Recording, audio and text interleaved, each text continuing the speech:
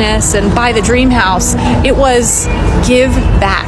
So I started a buy one, give one campaign. And for every shift profile I sell, I give one and I donate one to a nonprofit that helps African American men who are recently incarcerated return to the workforce. Because it is a huge part of my mission that I teach not just job seekers and hiring managers how to interview, but everyone. So follow me for more tips on how to interview better. Comment below if you'd like a 50% off coupon so you can buy a shift profile and give one to someone who really needs it. Let's talk about fear for a second.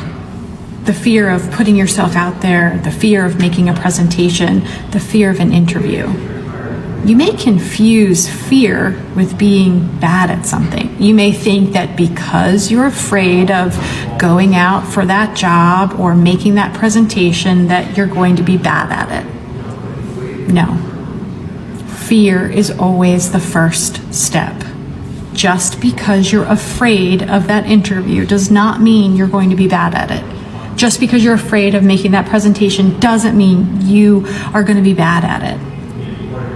The sooner you can pull apart fear and what you're good or bad at, the sooner you'll be able to move on to the next step. Fear is always the first step. What's your weakness? It's a tough interview question. Some people hate it. I think it's great, and you should be especially prepared for it.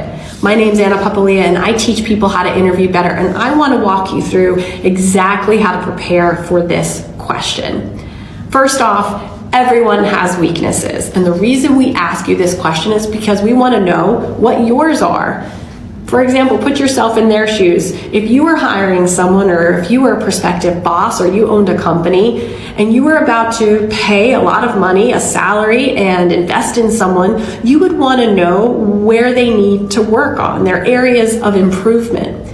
So I think it's incredibly important that you are honest in this question, and you also spin your weaknesses as something that can be construed as strengths.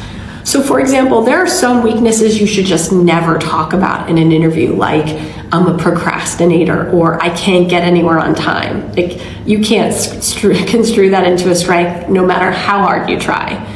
But for example, perhaps you are a people pleaser, or perhaps you are really impatient or goal driven. Those are all great weaknesses to talk about in an interview.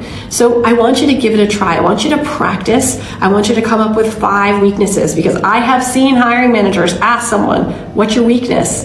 And the candidate comes up with their great prepared one weakness, and then the hiring manager says, give me another one. Give me another one, and give me another one. And if they're not prepared, they're just like scraping the bottom of the barrel and then telling the hiring manager terrible things about themselves.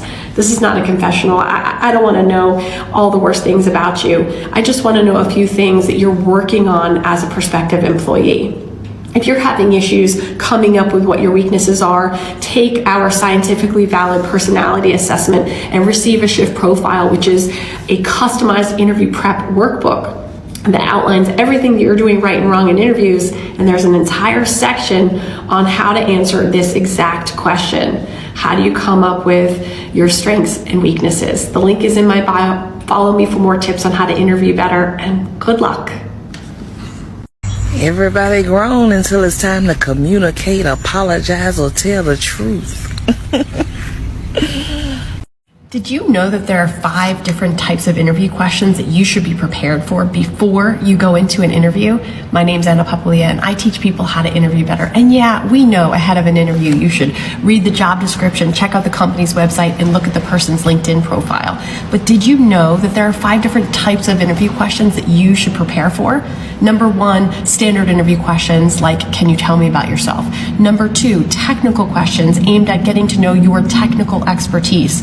Number 3, brain teaser questions like, why are manhole covers round? Number 4, personality questions like, what's your spirit animal? And number 5, behavioral questions that require a STAR method answer response. If you need help creating answers to these tough interview questions, get a shift profile. The link is in my bio. We have a whole section on how to answer these questions better. Good luck, and follow me for more tips on how to interview better. As a previous director of talent acquisition who's made thousands and thousands of salary offers, I was continually surprised by people that just accepted. People don't negotiate. And it is my mission to teach people that they should say every time they get a job offer, is this negotiable? My name's Anna Papalia, and I teach people how to interview better, and I've conducted over 10,000 interviews. It's incredibly important that you ask to negotiate an offer to ensure that you get the best offer, because a company is never going to lead with their best offer. In addition, some commenters wrote, and I want to amplify this, when you join a company, if you think that they're going to pay you once they can see what you do, they generally don't. You need to ensure that you get the best offer going in, because your performance reviews, evaluations, and annual raises will be 1 to 4%. I hope that helps. Good luck, and follow me for more tips on how to interview better. Walk and talk with me. It's about to rain at any moment, so we'll see how this goes.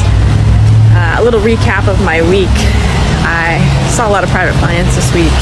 One of my biggest projects that I am focused on is getting my book published.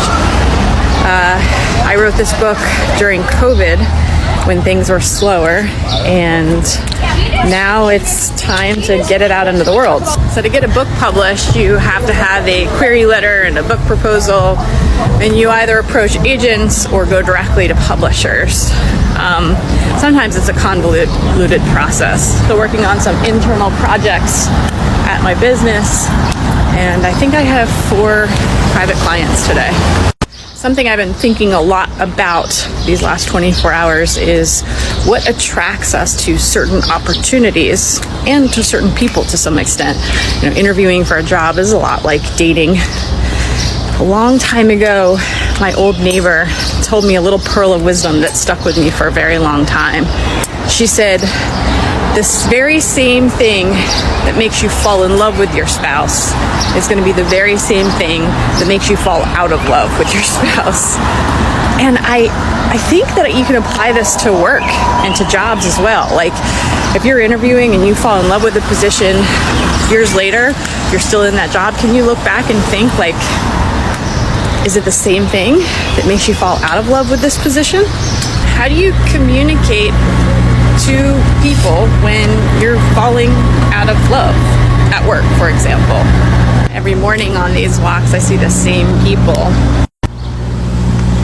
They must think I'm crazy just talking to my phone. Anywho, so how do you communicate when you don't like something, right? I think some great advice is to say something and make it about yourself, right? Make it your opinion. This doesn't work for me any longer. Is better than this is bad, this place is bad, this job is bad, this thing is bad. Instead, it makes it more about you and more personal, because that's the truth.